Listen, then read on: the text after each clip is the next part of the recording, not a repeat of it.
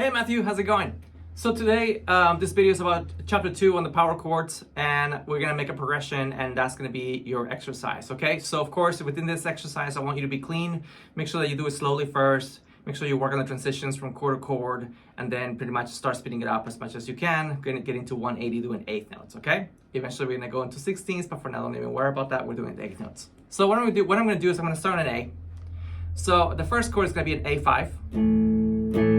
Of course, as you know, as previously spoken on the other video, I'm simply playing 5, 7, 7, the top 3 strings.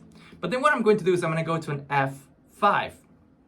I'm going to go to the 8th fret on the A string, and then I'm going to put my ring finger on the 10th fret on the D, and my pinky on the 10th fret on the G, and I'm only going to be playing these 3 strings, the A, the D, and the G, and that's going to give me an F5.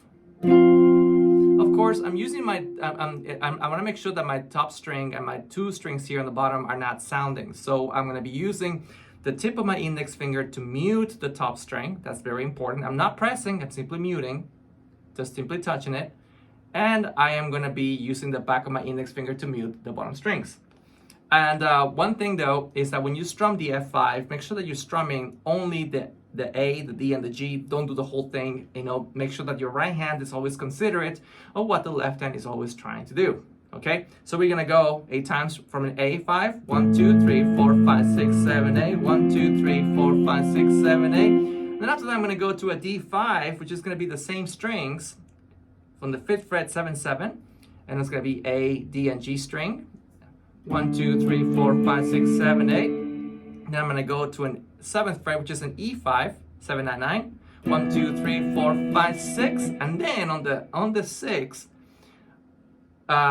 we have 7 and 8. And the 7 and 8, what I want you to do is I want you to go to the C5, which is going to be from here all the way up here, and it's going to be the 8th fret on the top on the E string, the 10th fret on the A, and the 10th fret on the D.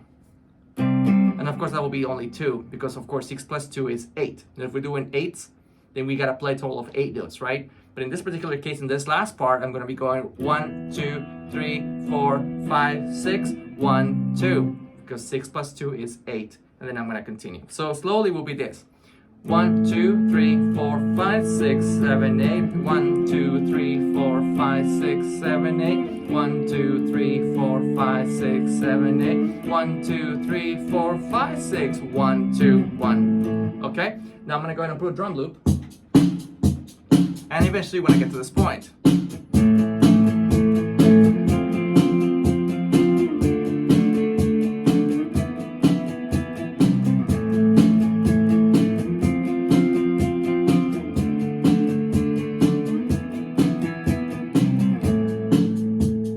and that's the exercise for this week, okay? It's definitely not easy. Take your time to work on the transitions, make sure that you're playing it clean, and make sure you go slowly first. And then once you get the hang of it, then put a drum loop. You can start drum loop at 98 notes, something very simple. And we're strumming just downstrokes. We're doing downstrokes on the 8th notes.